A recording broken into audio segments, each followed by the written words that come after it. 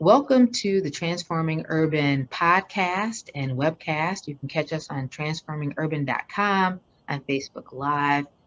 The Transforming Urban Show is a show that highlights commercial real estate development, the policies, the players, the politicians, all that impact the Chicago landscape, that have impacted it in the past, those people of color who have been involved in commercial real estate, and the people who are impacting commercial real estate today, what they're doing, how they're contributing to both Chicago, and eventually this podcast and webcast will discuss other cities in the United States where people of color have positively impacted commercial retail corridors and development.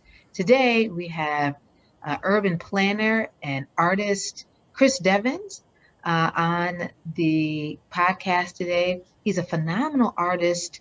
I consider him an activist as well. His work is super impactful, and it is transforming urban spaces. Thank you for coming on the show, Chris. Thank you for having me. No problem. So we're going to just dive right into questions about your origin story. Chris, tell us about where you were born, where you went to school, where you grew up, and how that impacted how do you think that impacted what you're doing today? Okay, yes, I was born in Chicago. I'm born in Hyde Park, Chicago, uh, and I grew up in Hyde Park. Then I attended grammar school at Holy Angels Catholic School in Bronzeville, where my uncles, aunts, and mother also attended. And then for high school, I went to St. Ignatius. Uh, then I went to Roosevelt, where I studied, Roosevelt University here in Chicago, where I studied finance, but also majored in fine art, or minored in fine art. And then I went in 2012, I obtained my master's degree in urban planning and policy at the University of Illinois in Chicago.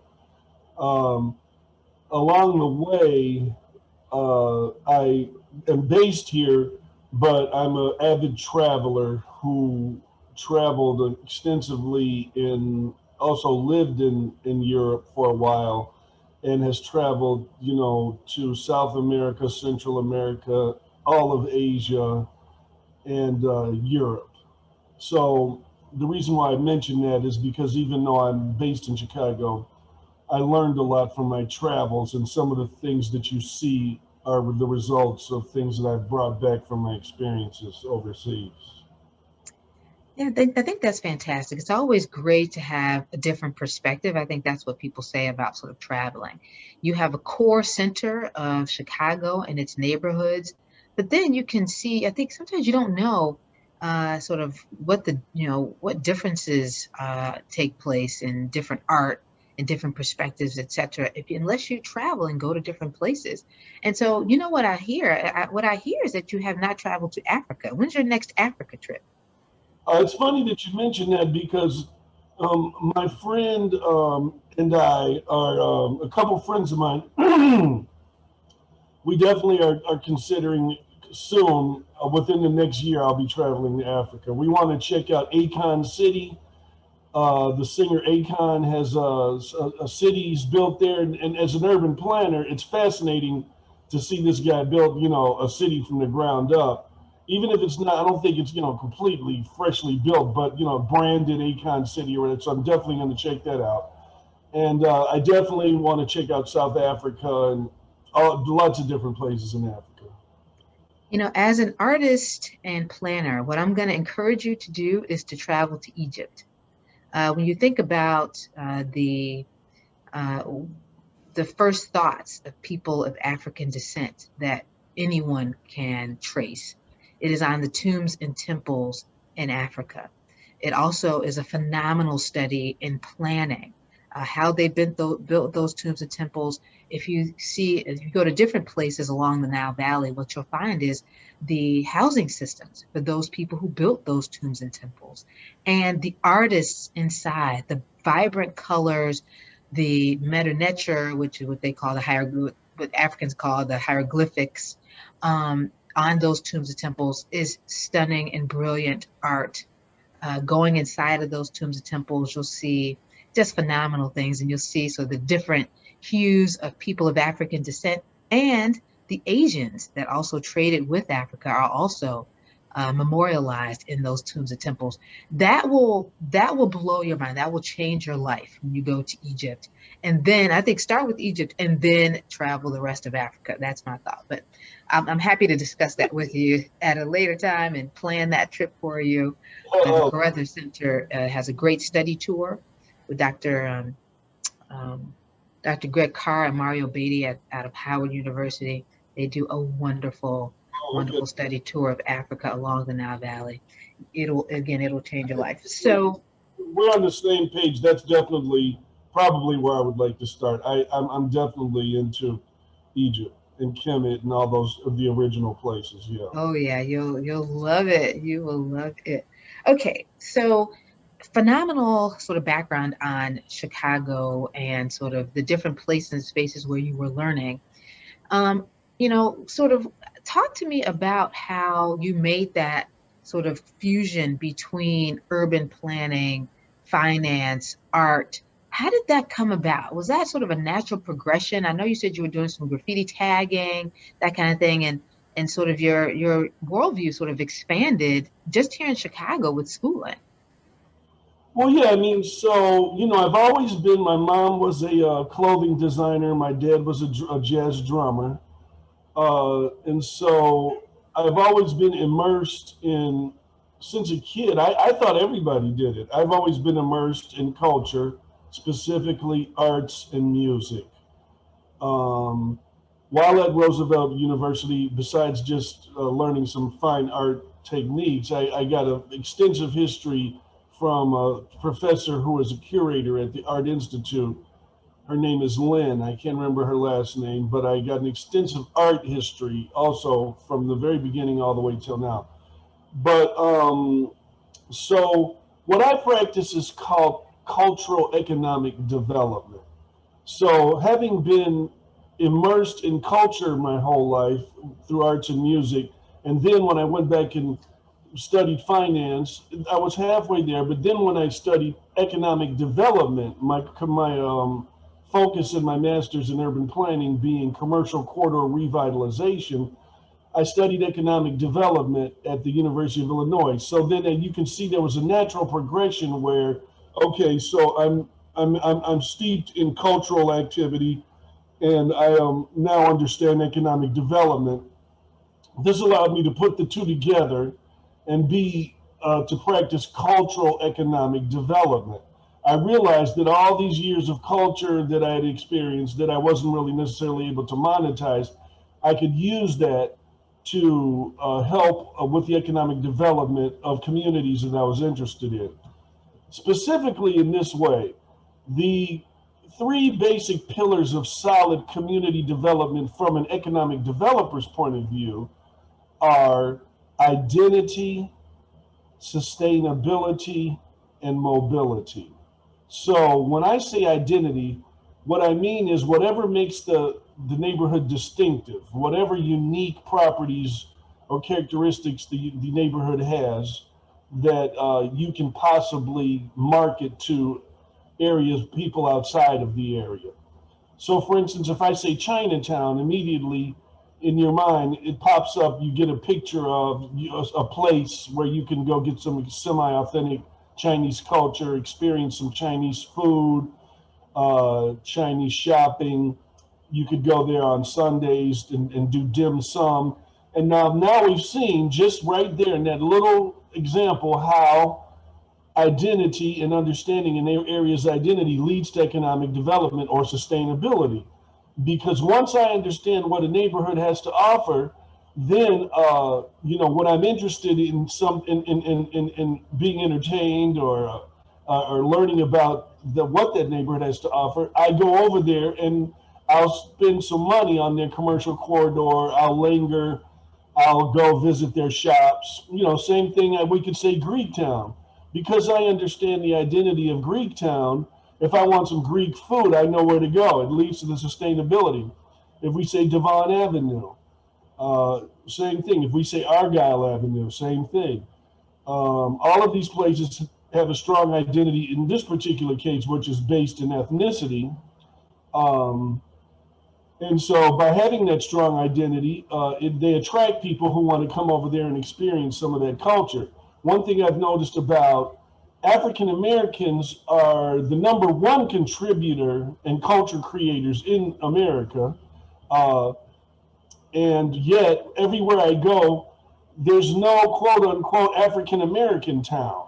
There is, but it tends to be disinvested, uh, center of disinvestment and poverty and lack of, a concentrated lack of development is instead of there being a economically developed section of town, African American town, black town, whatever you want to call it, there's just quote unquote, the hood or whatever. So if you have a neighborhood and then you take the neighbor out, you have the hood, So my goal with Bronzeville it's already there, is to leverage its rich historical identity, which is just out of this world, and help leverage that into making it a center for African American arts, entertainment, and culture. Um, if not, for instance, if you do the reverse and you don't highlight the distinctiveness of an area, and you just let national and regional businesses move into the area because you like their ability to pay the rent on your commercial corridors, what you have is then you have Starbucks, you have Subway, you have all these regional and national businesses that come in. But it waters down the identity of your area because the Starbucks looks exactly the same in Bronzeville as the Starbucks in Los Angeles or the Starbucks in San Francisco or the Starbucks in China. It feels exactly the same. And you're just basically giving, by not leveraging your identity or holding on to the distinctiveness of your community, you're just giving away your area's economic development potential. And for instance, in the case of Bronzeville, there's a potential that it could just turn into another south-south loop. That is an undefined, unbranded, place where, there's no distinct identity. Now, if you'd like, I could discuss what a strong identity does for you. Sure. All right, so by having the strong identity, and highlighting a neighborhood's distinctiveness, you can increase duration of stay on your commercial corridor. By putting up these art pieces that you see me putting up, it makes people interested in what's happening on the corridor, and they linger there for a longer amount of time, checking out the art. It increases their duration of stay on the corridor. A healthy commercial corridor, people want to hang out on the corridor, and then when that raises your retail sales per square foot, because after I hang out in an area for 45 minutes, I'm going to stop in a shop and grab myself a cup of coffee. I'm going to grab a T-shirt from Bronzeville or something. So that's how increasing the duration of stay can lead to them spending a little money on your corridor and lead to economic development. Another thing is highlighting the distinctiveness of your area increases its drawing power, its ability to draw people in from other neighborhoods into your area where they will spend some money in your area. And what you're doing with your area by economically developing it is you're turning it from what's called a bedroom community, where everybody simply goes out, leaves the air, sleeps there at night, and then leaves the area to make money during the day, go work downtown, go work in the suburbs, and then come back and bring the money to the community. That's one way, and that's the way most communities make money, most neighborhoods. Some neighborhoods, though, have an economic base that attracts people, and you don't have to necessarily leave the community to make money in the community, and that's what I'm referring to, strengthening your area's economic base. So another thing, a successful community or at this point a commercial corridor also it increases your drawing power, but it also increases the depth of penetration of your drawing power. So that is, it doesn't only draw people from outside the neighborhood, but the distance from which it draws people is by having a distinct, highlighting your neighborhood's distinct identity, it increases the distance. You can draw people from 20, 30 miles away who want to come to Bronzeville.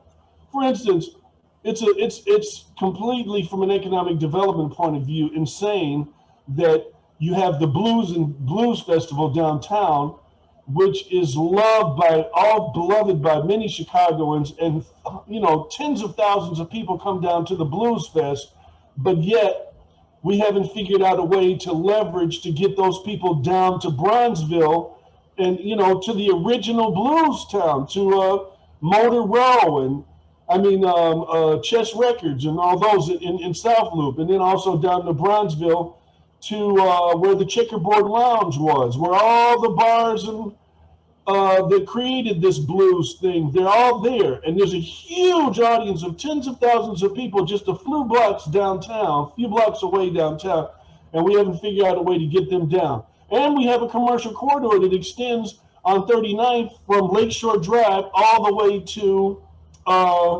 the Dead Lion. You see, there's that long corridor on which we should be developing and putting some cultural, some amenities that are based in Bronzeville's identity. So that's a wasted opportunity. So another thing that this is all falling under identity. Another successful commercial corridor or an area has demand programming, meaning that people feel comfortable, families, children, they feel comfortable, older folks coming, and that's what's nice about Bronzeville nights in Bronzeville. A successful commercial corridor area is a place where there's 24 hours, there's programming that's in the daytime and at night. So what you see a lot in Bronzeville and other neighborhoods is that people come down, and we spend a lot of focus on them coming down during the day and doing things, but we also need to activate the area at night, because a successful program area is active at night.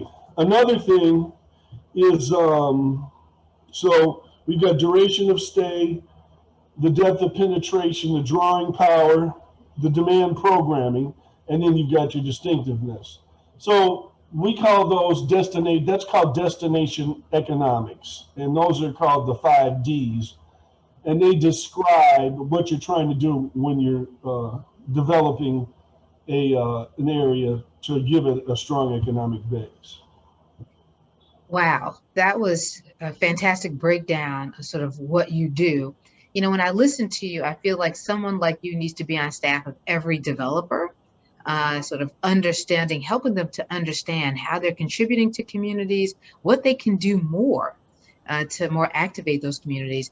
And besides that, you probably need to be on staff even more so with the city of Chicago, so that what are we missing? What are developers missing? What are aldermen missing when they're creating these response for proposals for developers to improve these sites? What are you going to do such that you are activating these sites in a way where we are using core principles of urban development, core principles of commercial retail, and then core principles of art and art practice, and how those things combine to make a better corridor, to make a better neighborhood. So it's not just about increasing price per square foot and keeping people, keeping commercial retail active. It's also about making sure that people stay in these communities, that they don't become disinvested, so that it doesn't become something where people think it's just violence. So there's a way that Chicago could be using people like you and your artwork and your work in general, your knowledge in general, to improve these corridors. Because I think you're right. When you think about, Greek town, you think about Chinatown, most of those things are sort of rooted in food, but it also becomes rooted in their artwork It's rooted in their culture. We don't even have a cohesive area where there's food. There's no sort of area where there's just a string of restaurants that might have, sort of African and or African American cuisines, whether it's soul food, whether it's Creole, whether it's, Cajun, whether it's, barbecue. We don't have a whole strip of that anywhere, really, on any of the South and West Side places. It used to be West Side Madison used to have a lot more than they used to, but we've lost a lot. And someone like you could help bring all that back, help people understand how to bring that back with, again, placemaking and with some of the work that you do. So I consider your art and your work in general, activist. Do you think that's good or bad? Do you think that's a good thing, or how does it contribute to sort of who Chris Devins is, or is it a deterrent sometimes? You think people are afraid of some of the work that you do? Talk to me about the word activism and how it plays in the work that you do. Well, I would, yeah, definitely consider myself a silent or quiet activist. I definitely do activism in the sense that, as opposed to promotion, which a lot of activists do, I do attraction. So I'm doing activism. I'm just quietly attracting people to the corridor as opposed to, getting on TV and, talking about some specific agenda or whatever. But most definitely, no, people have been the response as far as this form of activism, and I agree, it is a form of activism. You realize that after a while, first you do a few projects, and then you realize I think I'm doing something here. I do. I think I've got some kind of little agenda that maybe I didn't even know I had. But as far as being afraid, um, the response of the people has been fairly overwhelming, and I haven't had a lot of fear. What I have had from people like this, the various entities that hold the money. Uh, I've applied for grants where I'm curating absolute treasures. I'm resurrecting treasures like I did with the photos from Richard Wright's 1 Million Black Voices on 39th and Michigan in Chicago by the photographers Edwin Roscom and Russell Lee. Those are scenes from Bronzeville's family photo album that they recorded, and they're an absolute treasure. And I had proven already to a particular entity the viability of this project. I've had hundreds of Girl Scouts come out and visit the project.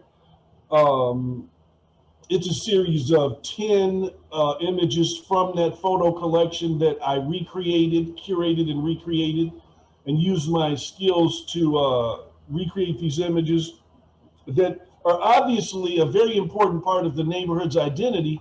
But when I apply for grants, and then these entities put out these grants that they want, this to be related to urbanism and related to the city. Instead, they give out the money. They don't give me the grant, and then they give it to these people who are not trained in urban planning. And I have nothing against artists who aren't trained in urban planning, except there's often just the need for self-expression with them. And I think they just need a little bit, and I could help them, because I don't always have to be the only artist doing the work, but they need a little bit. We need to be aware of the processes of transformation that how our art affects the community. And I could maybe, help these artists, point them in the direction of using their talents to strengthen the community as opposed to hurt the community. For instance, if I'm in Bronzeville and then I hire an artist and I just let them do anything they want out of their imagination, and a lot of them do, which is a beautiful thing. Some of them have come in, they'll put up a giant rooster or some picture that's totally unrelated to the identity of the community, and then they self-express all over the place, and it's look how wonderful I am, look how great I am at what I do. I'm gonna fill this thing with every possible thing because it's all to a degree about me. And they're lacking that, a slight direction that can say, hey, you could use all your enormous talent to help the people in this community. Why don't we shift? Let me explain to you, artists, how this giant rooster possibly is an agent of gentrification. There are certain characters that have been painted up north, for instance, and in Pilsen by certain artists, that when you watch various TV shows, they use that as the logo. And that just, it's become, these are ethnic artists usually, but it just becomes a logo of the white majority culture as they gentrify the area, and why it waters down the area's identity. So I'm just trying to talk to these artists and say, hey, what if you did something related to the identity of community? Uh, that could, so those are the type of issues that I come across. Um, I have problems. They give out grants. They tend to equate big, colorful, and also there's another thing that's happening now, and that is collaboration. They equate giant collaborations with 30 and 40 people. There's nothing wrong with that. However, you often do get a little bit of groupthink, and you lack the penetrating ideas of an auteur type, of somebody who has, there's a reason why there's one director in a movie. And in a good movie, the one director takes complete control of the style and the responsibility for the whole movie, and then everybody, he funnels everybody's talents and abilities into his vision or her vision. And if we've got our vision of 20 people, and our vision consists of 20 people, the vision may not be as strong as it could possibly be, and may be a little watered down. But basically, what we have is these various nonprofit entities and urban city bodies giving out grants to people who they say the grants about community, but they give out grants to people who don't understand their art history. I mean, the way their art, the process that affects the process of transformation in their community. And that's the area where I'm having problems. I get lots and lots of business from corporate interests who completely understand what I can do for them. And then, there seems to be, as another artist that I know said, the idea of art has sort of shrunken now. It's become, Truman Capote, the writer, used to say, that's not writing, that's typing. Okay? So just because you're drawing doesn't mean you're doing art. You see, just because just because you have a brush in your hand, you might not be doing art. You could be doing craft. But Marcel Duchamp, in the early 1900s, he discarded the brush and he began to create with the mind, and he invented modern art. And so, not meaning that we're not painting or we're not sculpting anymore, but now we're also using our mind. You have to have ideas now. So that's sort of also where I'm coming from in my training that I got in fine art and things like that. I understood and learned about, modern art. And so I consider, for instance, Duchamp created something called the ready-made, where he would take, a bicycle wheel, other items like that, and then he would put them in a museum, a common object he found out in the street. He put it into a museum, and recontextualize it, and it made you see it in another way. And in that way, he was the father of modern art.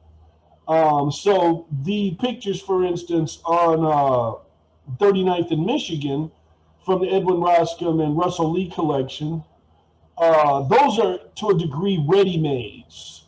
These are found objects that are just laying around, treasures in various archives from the past that can be resurrected and used and recontextualized and used to, advance the agendas of the communities. So that's what I've done with that project from an artistic point. So that's how I look at that. So on that note, that's another thing. For instance, I'm interested in redefining and challenging the way the current art is elite and divorced from the people and the public. So we tend to put art in galleries.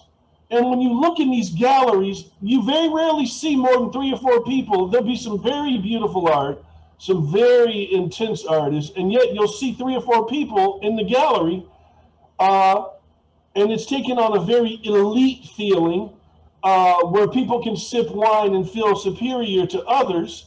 That's the exact opposite of where we can enrich already wealthy people who have these great pieces hanging on their wall as tax havens and tax deductions, where they can place their money, and instead of having to pay taxes on it, they can buy a $30,000 piece by an artist, and they've just reduced their tax bill by $30,000. That's a whole elite world, and I have no problem with all of that. However, I'm looking for a more democratic approach to art. I know that everybody in their busy time doesn't have the ability or the wherewithal or even understand to step into a gallery and understand what's happening. So I'm trying to put the art right outside where everybody can see it and share it and just get a little piece of it, on their way to work or home from work or to the grocery store. So in that way, that's another area in which I'm moving forward in challenging the current structures. So basically, we got our idea of what art is has shrunk. And so people don't realize that, it's much larger than what they thought. And, also they don't realize the process of transformation that their art, in the community that their art contributes to or doesn't contribute to. And so that's what I am here for. I agree with you. These are the types of things that I can show people. For instance, one more thing. There's a concept in art called inviting participation. So one thing that people notice about my murals is there's always somebody standing in front of it getting a picture taken. My murals have always become selfie stations. I did a mural of a local rap legend here in Chicago last night, and it's gone completely viral. Hundreds of thousands. It's all over the world right now. Hundreds of thousands of interactions. First off, because I meet the people where they are with my anti-elite approach.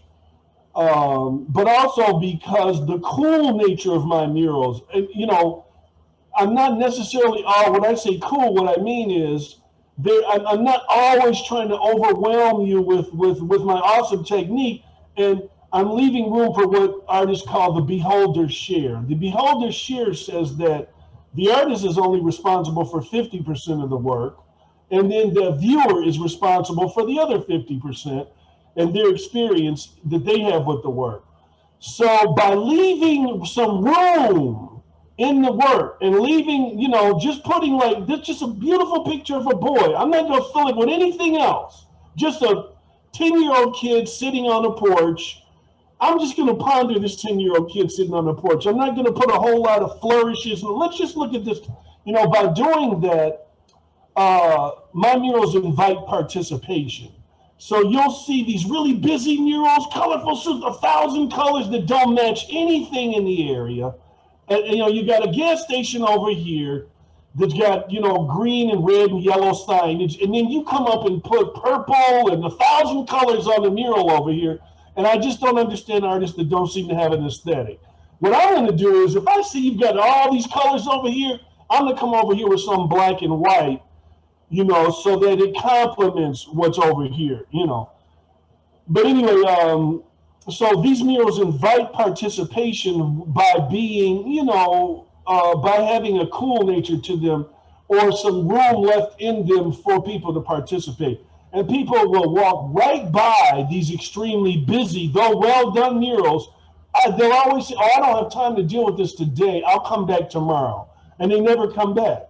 And they definitely can't understand it from a car. My murals, you can look out the car window and go, oh, I like that. I'm definitely going to come check that out. The other thing is that artists do is they put up one mural in the neighborhood and they think they're done. My murals are coordinated. They're meant to work together. There'll be 5 with the same theme, 6 with the same theme. You'll drive by one, you go, oh, that's pretty cool. There's Nat King Cole, 43rd and King Drive. But then you drive by 51st and Calumet and you look up and you see Lorraine Hansberry and you go, oh, okay, wait a minute now. That's really cool. So I think I may be, oh, are they related? Then you'll go by and you'll see stations on 39th in Michigan and you'll say, you know, these definitely have to be related. They're all black and white. They're all of African American stakeholders and former past notable people from this neighborhood. And you just begin, the murals work together, you see. So all these concepts are concepts that these urban planners, city officials, uh, these grant makers, they really need to take a chance. Art is supposed to be bold, and you're supposed to be taking chances, and you're supposed to be moving forward, and you're supposed to be thinking on the edge. And what I found is that the grant makers are just giving out their grants to people, untrained people who have not given any of these things that I've discussed any thought at all, and it's a huge missed opportunity. Chris, I think you are very rare in your work. There's not a lot of artists who are historians, who are archivists, who are steeped in sort of the richness of what it takes to bring communities, to have communities flourish. Urban planning gives you that background. Your love for community, your love for Chicago, where you're from, gives you that history, but you're studied in all those ways. Not so many artists are studied in that way. And again, I think if you think about general sort of historical sort of practice in terms of sort of learning and research, I think they don't necessarily, from what I can tell, discuss sort of African and African American art as art history sort of practice. So they don't really immerse themselves in how it might be different to study art history from an African perspective, and how it's important to really curate, and add value to the work that you might be doing in African American communities. So you have all of that. Your work is phenomenal. And I expect that, again, there's not a developer who is doing work on the South and West sides that should not have your input any way possible in what they're doing, whether you're commissioning other people to do the work or you're doing some of your own work. You should be a key part of that as we think about how Chicago communities and corridors flourish or do not flourish. How do we do that? Anything that's being built right now. And of course, as we talk, I begin to think about different developments that I already know that are up and things that I know that people are planning. And I will make sure that there is an introduction to you on these projects. So again, maybe you're not the person, maybe they don't want a black and white mural, which I can't believe anyone wouldn't want.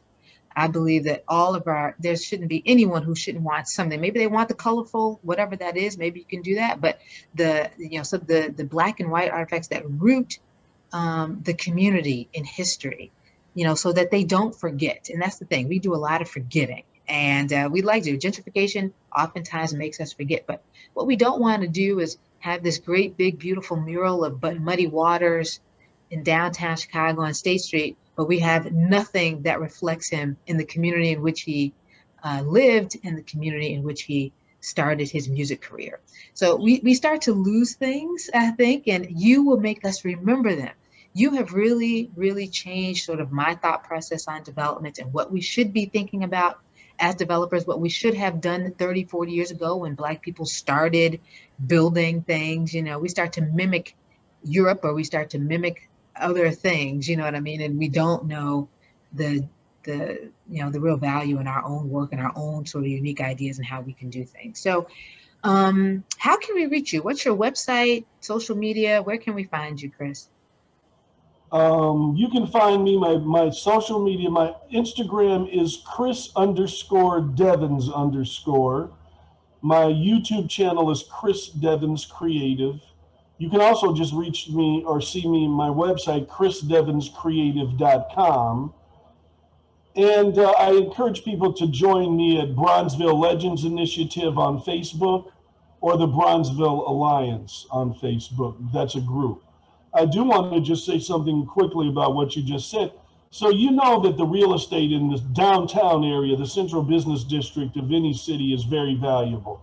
So when you look up and you see 6, 7 stories of real estate committed to Eduardo Cobra from Brazil, who I know and whose work I've seen all throughout Brazil. When you see Eduardo Cobra's work, it's 7 stories high of muddy waters downtown Chicago, and you realize that the city knows the importance, that's practicing cultural economic development.